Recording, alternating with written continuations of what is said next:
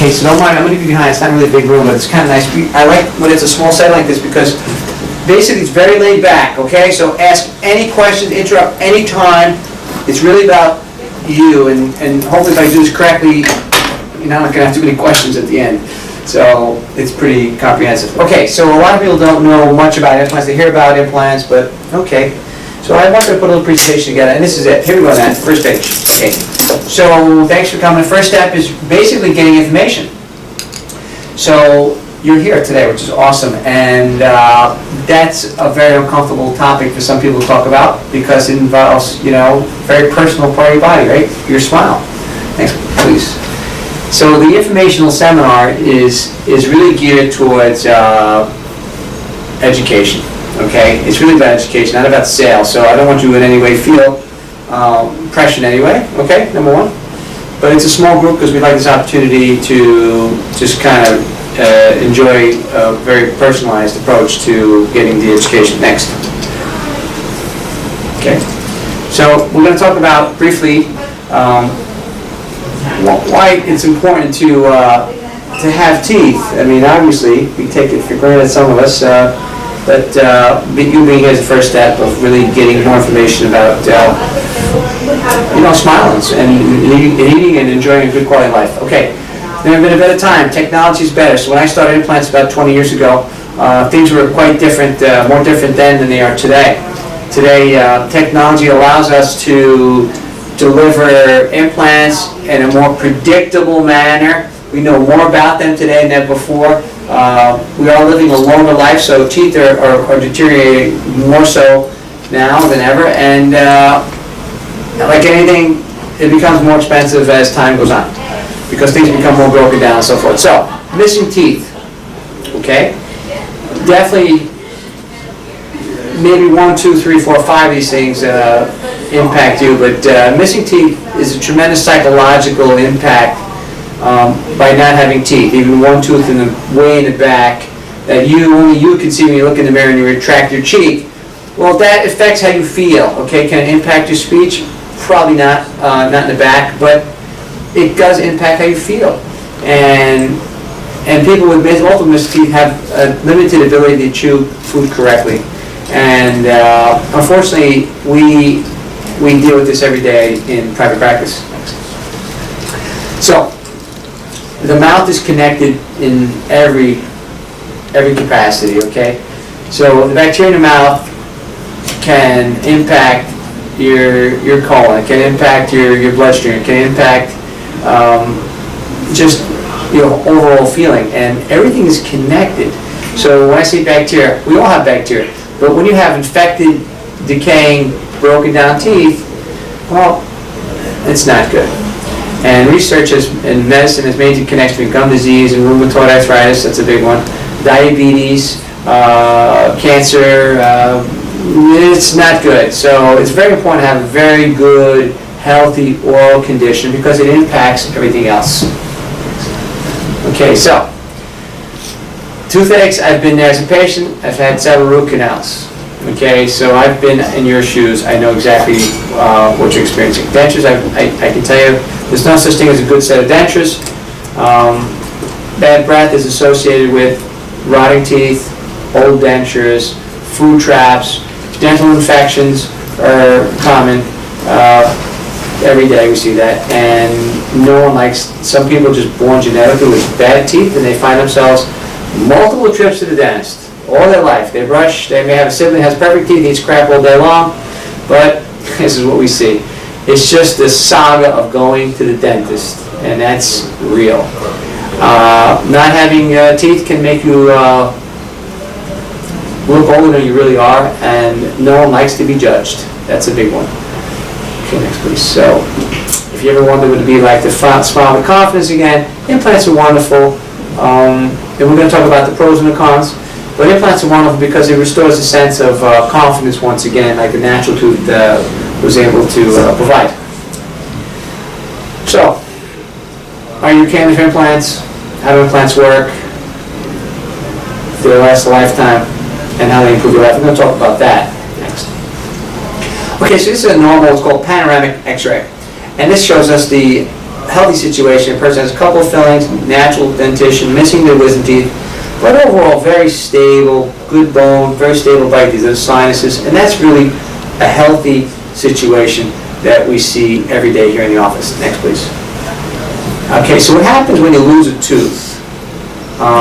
There's a natural progression of bone loss, and it happens quite rapidly. Okay, so when you have a tooth in your head, you chew, the force to chew pushes on the tooth, which pushes on the bone, which allows the bone to realize that something is there, and as a result, it stays in natural function and form, and that's healthy, okay? Now you extract the tooth, now you chew, now the food is not hitting the tooth, it's hitting the bone. Your body, your bone knows that there's no tooth there, and as a result, it doesn't need to stick around. Your body knows this, it's so incredible. So what happens, you get 40 to 50% loss of bone just after 6 months after having that tooth extracted. So the key is, soon after having a tooth extracted, we usually wait 2 to 3 months, we like to put an implant in there, because that's when you really start to see changes, really between the 3-month and the 6-month. The first 2 weeks after having extraction, you're going to get some bone changes, but you really don't start seeing the big changes until 6 months. So it's really important to remember that. Now, that bone loss is irreversible. We can't get that back. You know, we cannot, even if we extract the tooth and put an implant in right away, we're still going to have a little bit of bone loss, tiny bit, okay? But, you know, you're looking at an example here of many teeth extracted, okay? So that's really an exaggeration of reality. But the point to remember is that the tooth offers us lip support, cheek support, it fills the wrinkles, and it's really important to have something in that space, okay? Besides other things we'll talk about. Next, please. So here's now a panoramic x-ray, same type x-ray, of a person who is pretty broken down. So I count 1, 2, 3, 4, 5, 6, 7, 8, 9, 10, 11, 12, 13, 14, 15, 16, 17 teeth. There should be 32 in a full healthy mouth. Okay, but really out of the 17, how many teeth are really working here? If you count, it's just 1, it's 3, maybe 4 sets. 1, 2, 3, 4, maybe 4.5. So you're really functioning on, I don't know, 8 teeth, you know, total. So even though you may have 17, this is really poor situation. In fact, I would consider this person to be a dental cripple, unfortunately. And this is, we do see this all the time. Next, please. So, missing teeth, you're not alone, okay? Between 35 years old and 44, just to give you some statistics, okay? This is based in the United States. 2/3 of the people out there have lost at least one permanent tooth. Now, I'm not talking about wisdom teeth. I'm talking like second molar, first molar, something in the front, okay? A quarter of the population by age 74 have lost all of their permanent teeth. That's staggering. All of their permanent teeth. And there are 30 million people with no teeth. And we have a population in the United States of 300 million. So that's 10% of the population have no teeth at all, top and bottom. That's a fact. Next, please. So, when you're missing a tooth, what happens? It's pretty obvious. You lose your chewing ability. Now, partials and dentures. A denture is a complete plate which replaces all of the teeth in an arch, upper or lower. And a partial is just exactly that, a partial. And it gives us 25 to 50% of the natural function of tooth. That's tremendous. You really have reduced function, and as a result, because you can't chew as hard, although you may convince yourself at first, and even, well, let me put this in perspective.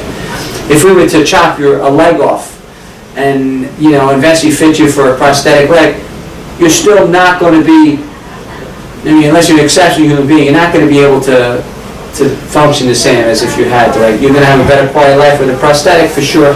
So a denture, think of a denture as a prosthetic. So over time, the body and the mind compensate, and you become functional. You become a hostage to the denture, and that's normal. That's a normal process. So anyway, next page, please. Keep that in mind. So little statistics here that you live 10 years longer when you have more teeth. Nutrition. With good, powerful, strong, natural teeth or implants, you chew better. And without them, you can't chew. That's just the way it goes. Next, please. So here is a real nice schematic of a natural tooth on one half and an implant. So you say, okay, what's an implant? Well, an implant basically is the screw part, which is titanium alloy, which is a combination of titanium and other metals. And that titanium alloy is replacing what God gave you, which is the root, which is in the bone below the gum line. That's what you see, okay? What you don't see, rather. What you do see is the crown, okay, natural tooth. So when we say implant, you got to consider the implant as being the root that was extracted, which was taken out by a dentist, okay? So the dental, so what God's trying to, right here, give you that, we're trying to mimic it in several parts. One being the implant, which is the root. The second piece we'll talk about in a little more detail, it's called the abutment. And then the crown, which is kind of mimicking what you had. Next, please. So, what are the advantages? Okay, so now a tooth comes out, and soon after you place an implant. By doing that, we're saving the bone. Okay, because remember we said the bone is going to disappear unless it feels the functionality of the tooth. So the tooth is now working for you, and tooth on the implant, and your body says, okay, I'm okay, bone's going to stay. So the advantage of a dental implant is that it saves the bone, number one. Number two, it limits the shifting of the adjacent teeth. That's the tooth to the right, to the left, and also the opposing tooth. Because when there's no tooth there, the space is going to open up, things are going to drift, and as a result, you're going to have some shifting, and it's going to affect your entire mouth, one little tooth. With an implant, you're capable of chewing more. You got better biting power, more biting power, okay? And they work at all ages. The oldest patient I put an implant on, I think, was 92. Youngest, 18. So that's important to know. By putting implants in, you can help save your natural teeth because everybody's going to be working together as a team. And they do last a lifetime when done, when properly cared for. Next, please. Okay, so one of those is an implant. It's that one. Next, please. That's a really nice picture. So, common patient concerns. Don't know where to go, don't know who to trust. There's a problem, because there's a judgment associated with not having a tooth there. So this lack of confidence falls into this. Next, please. Okay, so we have a couple options. Now I'm going to talk specifically about missing teeth, okay, and the options that are available. So, when someone has a missing tooth, we're talking right now about missing tooth. When someone has a missing tooth, my discussion with the patient is to discuss, option one is to do nothing. There's always an option. You're not going to die if you don't have a tooth. It's not going to happen. Option two is to do what's called a removable partial denture, even for one tooth. Option three would be what's called a fixed bridge, and I'll show you some schematics of that. And option four is to do an implant. Next, please. Now, one size does not fit all. That's true. I use different implants for different purposes. And we use different implants, different diameters, different manufacturing, different lengths, different attachments that anchor, and we'll talk about that in another 2 slides. So, okay, so here we go. This is the flipper option. Okay, so here's a person who lost a lateral tooth. Very common thing, we see it here very frequently. And what we do is we discuss options. Okay, option number one. Okay, you don't need to do an implant. You don't have to, but you can walk around toothless and the patient will say, no, I don't want something there. Okay, so the least expensive option, it's called a flipper. It's a plastic device. And we have some of those to demonstrate if you should desire to see one. But it's basically a piece of plastic, and it sits on the gum. And it's very uncomfortable, it moves, it shifts. It has nothing to hook onto except a little wire clasping, and it kind of engages some teeth on either side.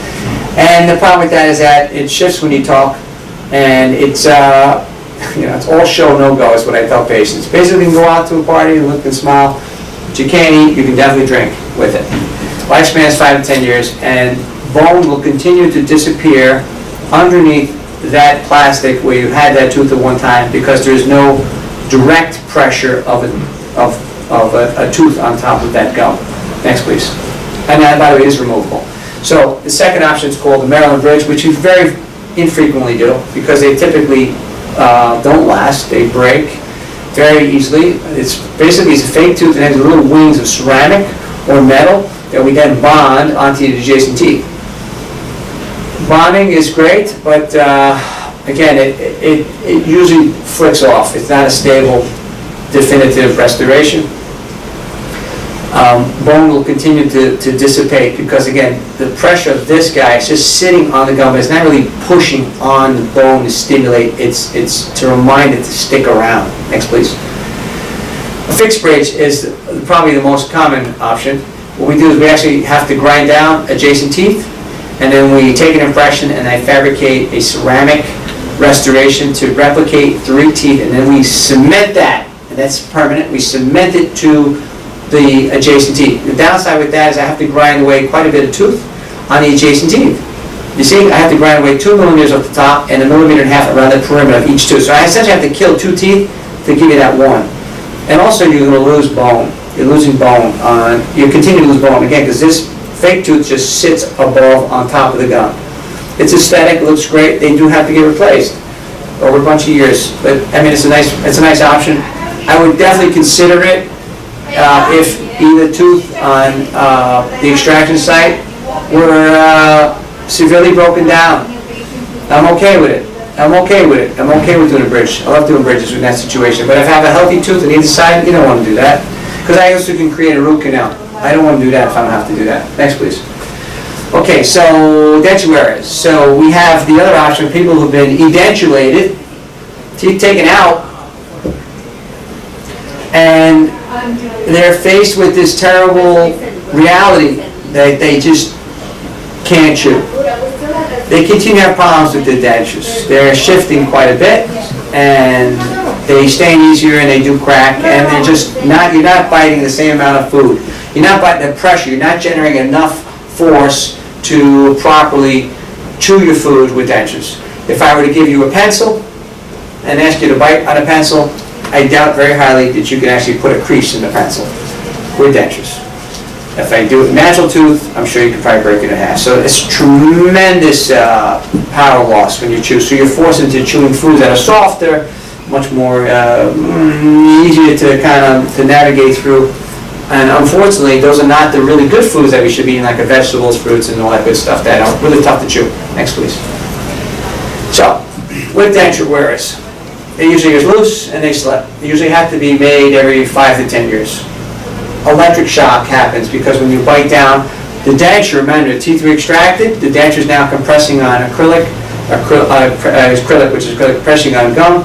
The gum is now withering away over the years, and as it withers away, the bone underneath it becomes compressed, and you have nerves that become exposed, and you're basically compressing on a nerve directly. Goop, that's the fix-it end or the other product that is out there, and they're not good. They can be helpful for some patients initially when a denture comes in, but I've had one or two patients have been hospitalized because they actually swallow that product and they have to have surgery because it just became toxic in their GI system. They didn't put that much stuff in there. Embarrassing clickings are from moving dentures. So when they click, that means something's moving and shifting. Your speech is not the same. Bone will continue to be dissolve away. It's really a tough option. It makes you feel older. And we do this again. 10% of the population have dentures. Next, please. Okay, so implants become the standard of care. That is, if you come into my office and you need tooth extracted, and I don't mention to you, hey, you do have an option to do a dental implant, well, I'm actually violating the standard of care. Should you decide to do it or not, it's your choice. I'm okay with it. But it's an option, so is not doing something. So not doing something, doing an implant, or anything in between is what you need to be educated about. But having the implant stops bone loss, stops teeth from shifting. It's much more powerful in your bite, and it protects adjacent teeth. Next. Single implant option. Most commonly, this is what we do, single implants. It works. The beauty of it is if we can, sometimes when the situation is just absolutely perfect, we extract the tooth and place the implant simultaneously. That we do on occasion. It works great, but usually the standard operative procedure is extract the tooth, place bone graft simultaneously, let that heal. We wait 2 to 3 months. At that point, the soft tissue around the wound will have healed. We then put the appropriate diameter implant, the appropriate length and width in the appropriate position to replicate the tooth that you had. We let that heal 2 to 3 months. Once that heals, we then restore, we put a crown on it, okay? It takes time. It takes about 8 to 12 visits to actually figure it out, and on the average. And by putting the implant in, the bone will stop from disappearing. It becomes strong and viable, and it can last many, many, many years. The con is expensive. It takes money and time. Next, please. So when we have patients have dentures and they don't want the whole big package, the whole big, bunch of implants, but they want stability, a very nice option is this, it's called overdenture. We put 2 implants, 2 to 4 on the bottom, and then we actually utilize the denture to lock in, snap in a male kind of female housing. It's a wonderful option. When the bone is available, it's a wonderful option. People are very, very happy. It's rebirth. And those are patients who struggle all their lives with dentures, and now they got a little more stability. So that's a great thing. You're going to come on the other side. That's a great option. This is an option where we have like missing several teeth. Not, we do have some teeth here, right? Several teeth. We do implant bridges. We actually don't need to do 1 implant per tooth, okay? When you have an implant, it's actually stronger than an actual tooth. So when we have multiple teeth missing, we can actually, we don't need to do 1 full one. We do, depending on the situation, 2, sometimes 3. But for a full arch, I usually put 6 implants in. And on a full arch, you may have 16 teeth, right? It's a huge difference in number. So we can definitely restore a full arch with 6 implants. And it's very functional, lasts you many years. Now, implant bridges also, again, same thing. Stops the bone loss, very comfortable. It stays cemented or screwed down, but you cannot take it out. Only I can. And you can get it in strong, natural looking, a higher fee. Next, please. What do implants cost? You can ask my ladies up front. They'll tell you exactly what I charge for an implant. Depends on also the number of implants. As we do more implants in the same patient per procedure, they come down in price because the surgical event is a surgical event, and generally, generally they come down in price as we do more per arch, and as we do more implants per patients. For example, when I do full mouth, upper and lower, the price comes down even more than that. And then also depending on the type of prosthetic we opt to put on top of the implant. Next, please. Okay, that's a mini implant, but not really. That's actually a transitional implant. It's mislabeled. And I leave that slide on purpose because sometimes you may have heard that, we can get implants for $395 or $400 or something like that. That's what they're trying to say. That's basically not it. This is a real implant that we use. What I use is called a Straumann implant. It's made in Switzerland. It's a combination of titanium and zirconium. Zirconium is harder than titanium. It's, I believe, the finest implant on the market. Yes? Will I be able to go through? Yes, metal detector? Yeah. She has questions Okay. all the time, absolutely. Thank you. Unless they make the detectors more sense. I mean, I don't know. Sometimes, it's bizarre to me because, when you go through, you got paper in your wallet, and you pack in your back pocket. Ever happen to you? And you got to take the paper out. How can it sense that and not the metal? I got thanks. And what happens? Never stop. Never stop, right? Never stop. Exactly, the titanium. So I don't know what to tell you. Who knows? But I know for sure you go through. Okay, so I've had that patient ask me a long time. That's not an implant. That's an implant, okay? So that body right there is titanium and it's zirconium. And this is called the abutment, which gets screwed on, and then this is the crown that gets screwed or cemented on top of that. Traditional implant, mini implant. So sometimes there's some bait and switch marketing in the media. You say, get your implant for $395, implant, whatever. That's what they're talking about. That's actually what's called a temporary implant. And we use that sometimes to hold temporary crowns in the process of putting it in between these big guys. That's what it comes down to. So really, it's really not that complicated. Consultation, x-rays, treatment plan, everyone decides, and blah, blah, celebrate, keep on going. This kind of boring slide. So, this is important. Okay, so, stage 1. Time. Okay, so the different levels of implant rehabilitation. So the most obvious simple is a simple single implant, okay, where the bone is very good, and, it's a slam dunk. From here to here, it usually takes about 2 to 3 months for the implant to integrate, and then another month for putting the crown or whatever prosthetic on top of that. So you got to figure 3 months from the time you put the implant in. Okay? Now, here's the second stage. Now we have a patient who came in, let's say they fractured a tooth. It was decayed, it was broken, whatever. Okay, so you come in here, we have to extract the tooth, and now we have to bone graft, let that heal. Now we put the implant in, now we wait for that to heal, now we put our tooth on, that's second stage. From here to here, it can take 4 to 6 months, okay? Now we have another patient who comes in, and they have no teeth in the upper posterior, and they have no bone. They need to have what's called sinus lifting or sinus grafting. So now they come in, okay, we do the sinus lift, sinus graft, they wait 4 to 6 months. Now we put another implant in, 2 implants, we have to wait 3 months. And now we restore. So we're actually about 6 to 9 months between final restoration. And then on the big one here, that's the patient who has major reconstruction, bilateral sinus lift. We have lots of graft. It's the worst case scenario. Worst case scenario. That's about 2 years, year and a half, 2 years. So at all times you're with teeth, unless you choose not to be. You can just decide not to wear them because they're terrible tempers. You can't suffer like that, but that's your choice. Next. 98% of patients are cancer implants. Age is generally not a factor. I'll say it again. Age is generally not a factor. Okay? Older adolescents, reasonable health. This is interesting. We're going to talk about this a little bit later. So exceptions. HIV. It means your immune system is very, very compromised. Okay? An implant is basically a foreign body, meaning that a foreign body is something that you were not born with, and we introduced it to you. So when you have that thing in there, it's a foreign body. All right, so your body now looks at that and says, by the way, you need to sign up for my blog. We're going to hand those cards out. All right, I wrote about this the other day. So your body is always in conflict, okay?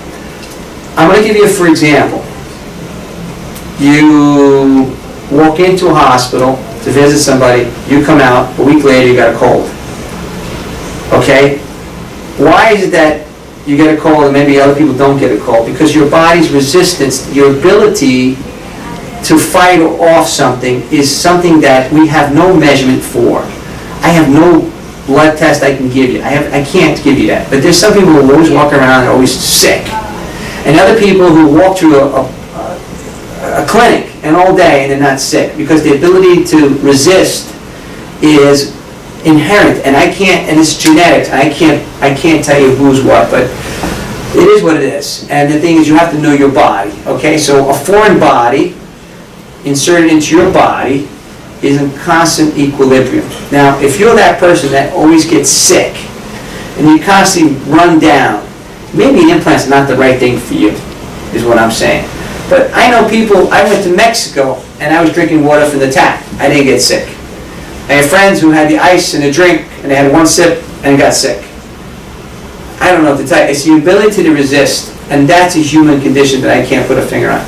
But anyway, pregnancy is obviously your body's under stress. I would never do that. And uncontrolled diabetes, well, let's say I'm controlled. Who's controlled? Who's not? If you have medication for treating diabetes and you don't take it, technically you're uncontrolled. So I can't get in there. I can't get into your head. Next, please. So we take a CAT scan because there's some anatomy. This slide's a little blurry. It's not your eyes.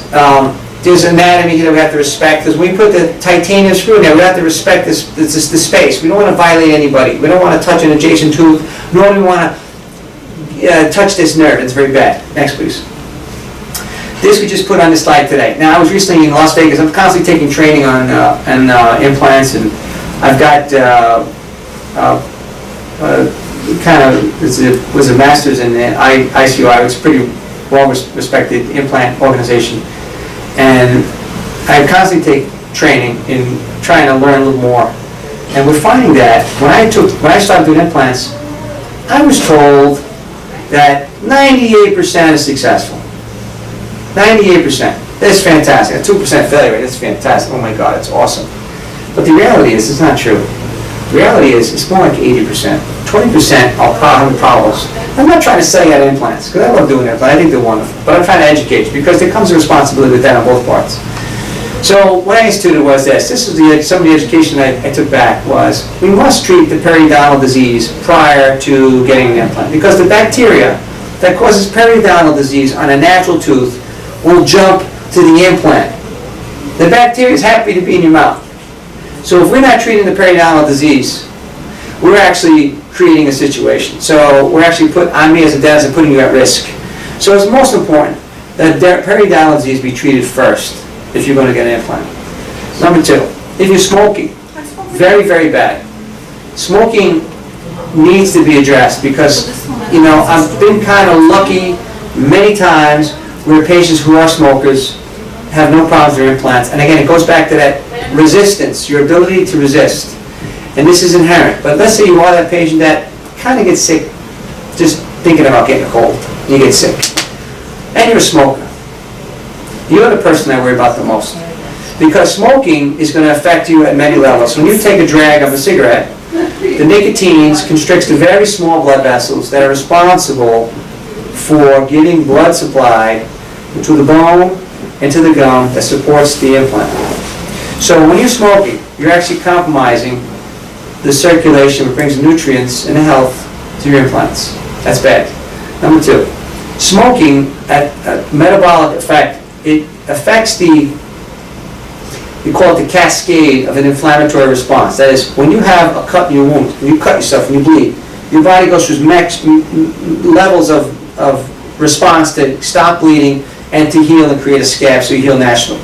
So what happens is that's a process. It goes A to B, B to C, C to D. It's a cascade, and it's a very predictable and it's been documented response. But when you smoke, what happens is that cascade, it drags on. So you go from A to B slowly.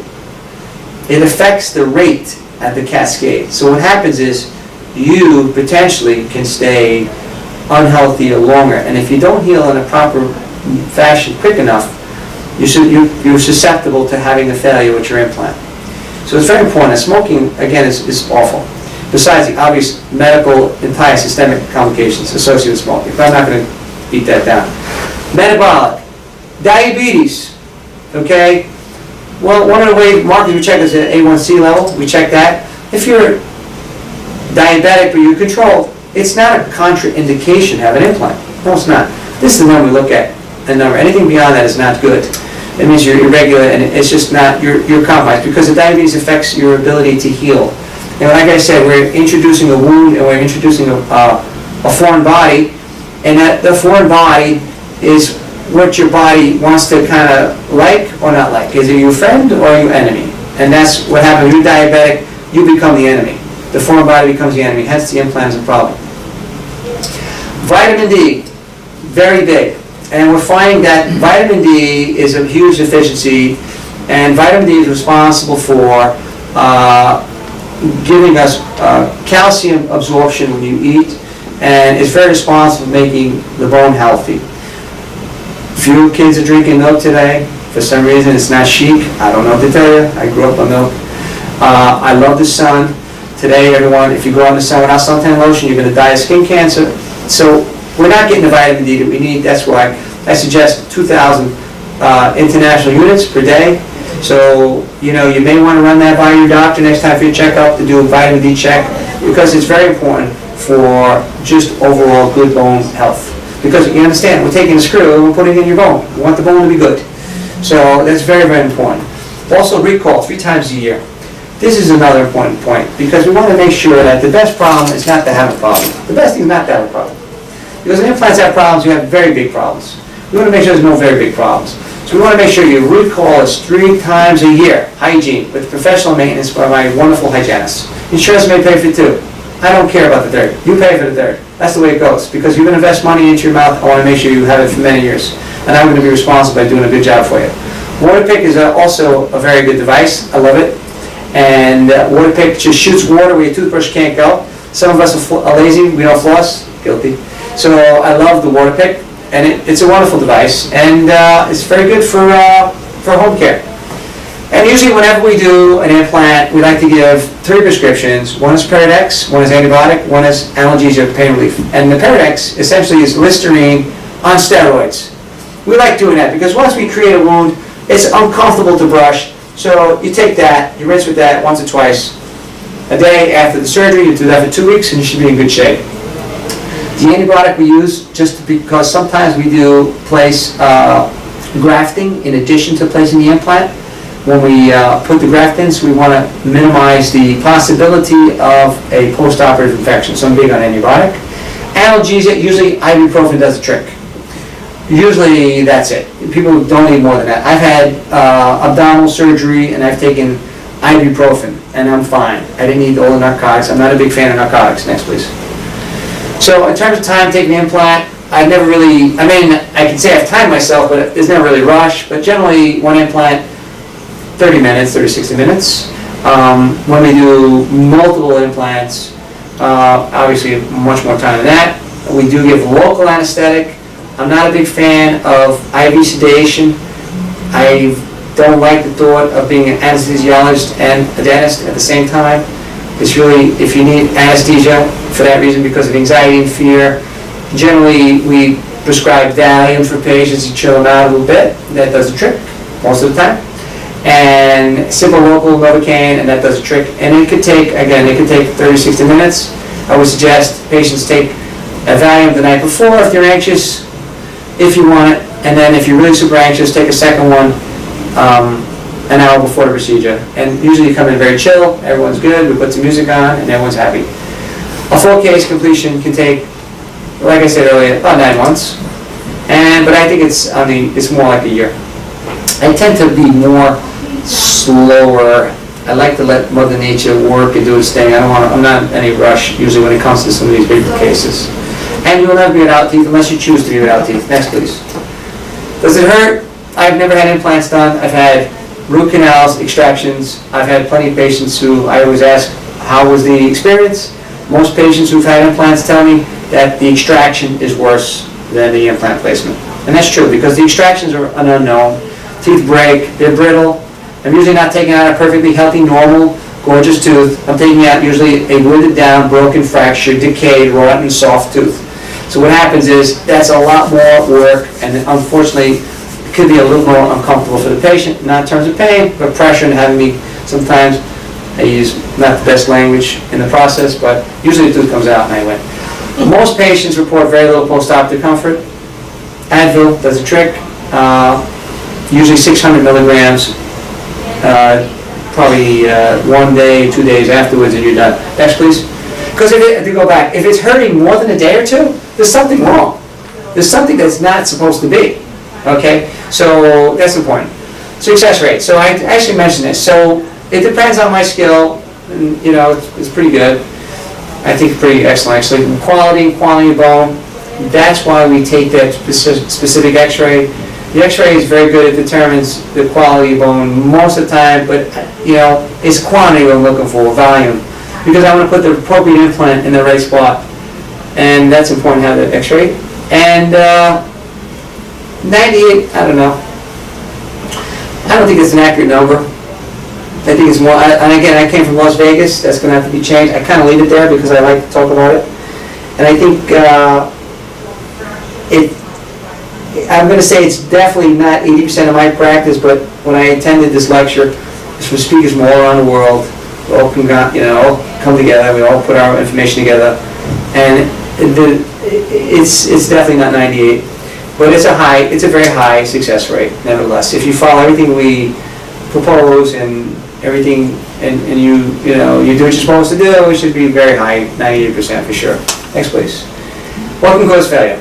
Contamination. When we place the implant, initial placement, there's a very set protocol how we close it and we stitch it. Well, if it's stitched nicely, you do what you're supposed to do, it's not going to get contaminated. Infection, that can happen if we don't give you antibiotics and then we put a lot of graft. That hasn't happened. It has happened in the past. Not often, thank you. Too much pressure during placement. I use very specific, engineered tools that prevent that from happening. Too much moving in the healing phase.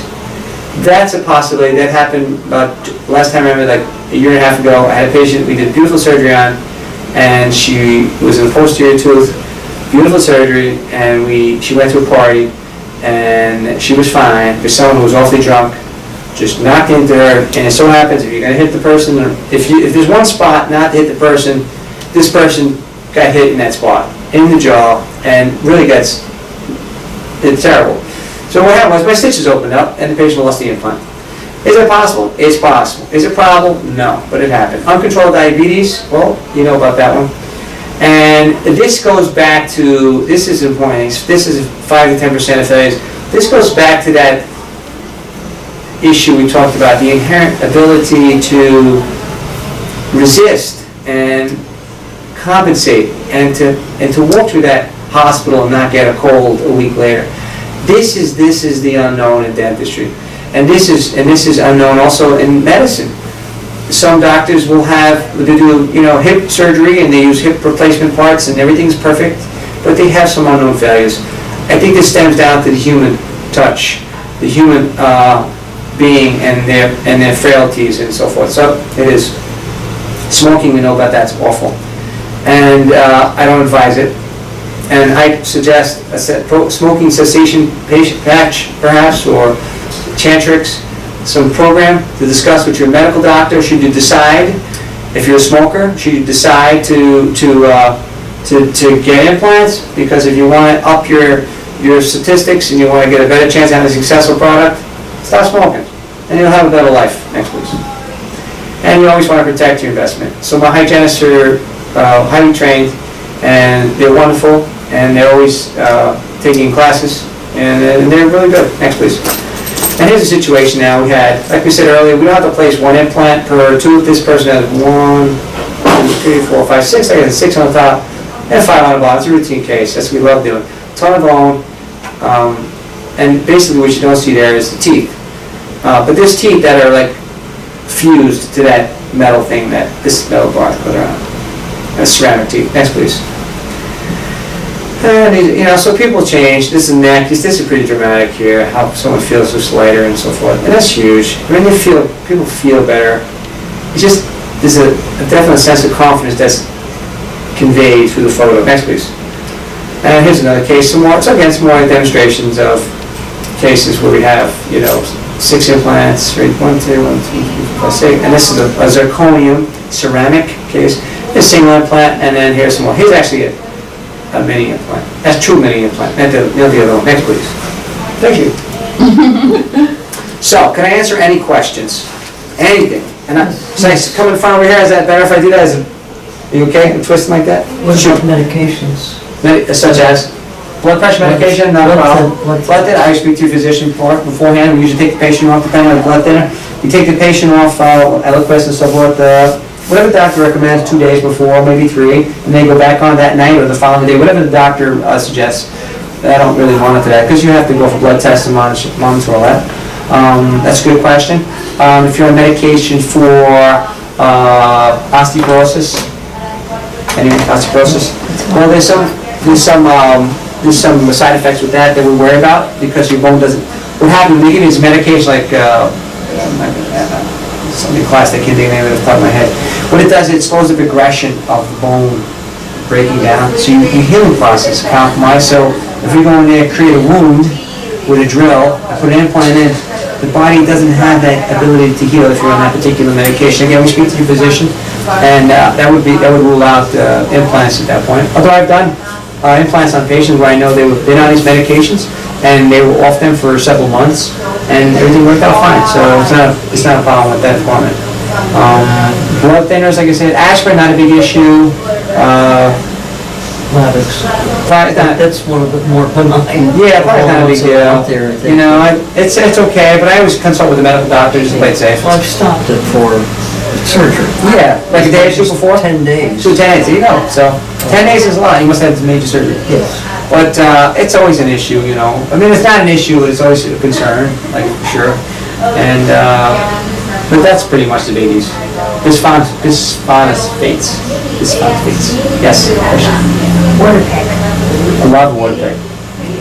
But I love... Now. Oh, now after the extraction? Now after the extraction? No, because my thumb is so tender. Yeah, exactly. Because what happens is... So when do I get to go do the water pick? Okay, so think about this. Afterwards? After we're completely done? No, I'll get back, I'll answer your question right now. Okay, so look, right now, I'm going to reveal you had tooth extracted most recently. Okay, everyone knows we're HIPAA violated, it's okay. So basically what happens is tooth is extracted. Yeah. And now, let's talk about any other part of your body. Let's talk about your wrist. if I was to scrape your wrist, okay, it heals by what's called secondary intention, okay?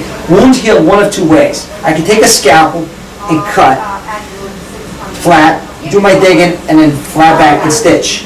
That's called primary intention. Okay, that's what a surgeon does. You get your appendix cut out.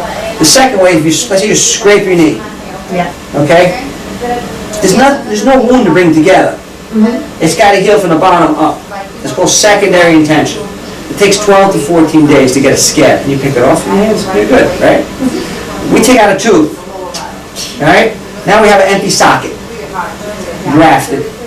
We put a barrier over top, on top of that. You remember that, right? That's a make-believe, man-made scab. Your body right now, your gum is growing 1 millimeter a day. It's growing 1 millimeter a day until what's going to happen is eventually it's going to heal. So what happens, until it heals, don't water pick. So you got to not water pick the area for about 12 days, 12 to 14 days. That's when you're going to feel that's much better. Because then the gum will have healed and it will have sealed over that graft. Got it? But after that you can water pick. Now, get your implant. I'm going to say, stop. Because that gum has got to heal. 2 weeks. Okay. So what happens, that gum has to mature around the site. That's normal. It's okay. But don't give it the water pick. You can still water pick the other side. Top bottom. I don't own one, but I was wondering Yeah, if we I get could go that. out and buy one. Yeah, I'll get one, for sure. But no, wait till 2 weeks from now. Yes, sir. So once let's say there's a single tooth that comes out. Yes. Right? Now there's a gap. Bingo, yeah. What happens during that in-between period? To what? The bone? No, from a standpoint of what, like, is it just an empty? It's empty space, yeah. People drift. Some people, believe it or not, some people get no drifting at all. None. Like 20 years later. It's amazing. But I don't see that often. I see. No, I'm just thinking about the gap. So like, you've got a gap. Yeah. You got a gap. I got a gap. You got a gap. I got a gap. It is what it is. Okay. You get me? But yeah, but you know, most people drift. What happens, usually the top tooth will come down into the space. If it's lower tooth, extracted. And then what's happening is, now, this is the funny part, right? So you're like, wait a second, why is it that my top tooth now is trapping all this food when I had my bottom tooth extracted? Because what happens is the top tooth will come down into the space, and the back side of that top tooth, naturally, the way God made is concave. But it was, and one time, it was below the gum line. It was inserted up into the gum, right? So now there's no tooth on the bottom, so it wants to come down into the space, because teeth naturally always want to touch. But that top tooth is looking to touch the bottom tooth, but it's touching air. So it continues to super erupt. So you get this big food trap. That's not, I'm not even going with Yeah, that. man. I'm just being in front of groups of people and stuff with a Yeah. big gap. What if you Yeah. have a tooth, if we have a tooth here, Yeah. and you can't walk around for 3 months with no tooth right I there? have 1 or 2 patients who do. They don't care. You know, because a flipper is such a pain, really. It could be a real pain in the butt, so. But, you know, I mean, it's, you know, every case is a little different, everyone's a little different, but. But could you have a flipper until, Yeah, I have plenty of them. I got tons of them. If you get, anyone's interested, I can show you a big bag of them. I got them. just so if you're in front of people, you have something there? My sister had that. The flipper, it's annoying. Yeah. All show, no go. It's like, Well, it's just a short-term solution, right? yeah, so it's not a solution, a short-term Band-Aid for sure. Yeah. A solution would be like. Well, it's just for aesthetic. Yeah, Yeah. purely. It's like, That's like right. they're out on prom night. You can look, but don't touch. To the boyfriend. Anyway. I'm fitting the gun. Yeah, exactly. I hope I didn't waste your time. Thanks for coming in. Any other questions? Thank you very much. My pleasure. Enlightening. That's great. I love the fact that and this is what I picked by the way, it's a good one. And if you should decide, I don't know, what is this one? What is that? It That's a has good a one. brush on it. What is that? Well, if you decide to get the wood pick or even the sign brush or what have you, get the cheapest model. The mechanics are all the same. The engine's the same. Sorry. The motor is the same. You just pay for all the bells and whistles, so you don't have to really spend lots of money for something that's, you know, not going to do the trick. The trick of the engine, the mechanics inside the components inside the device. Yeah. So once you're if you're interested, then what happens is you make an appointment for a consultation, unless you've already had it. Okay. Some of you may have had it, and I'm gonna get Ruda. Because Ruda's your girl, who you will meet. I'm not going to open this. And Ruda works out all the stuff. Once the doctor treatment plans everything, what you need from soup to nuts, That's the soup. then Ruda works out how it's possible to get it. You know, she works out all the financing, she works out if you have insurance. Give me 1 second. And this way, before you even start, you know exactly what the plan is. So it's not too many surprises, you know? A lot of times, they'll go to World. Sign up my blog. Yep, sign I'm up. always promoting something. No, actually, no, it's actually great, because you can get a lot of information that maybe it's not irrelevant, some of it's relevant to this, some things are just not, but I like doing this. I actually was requested to do it by a patient.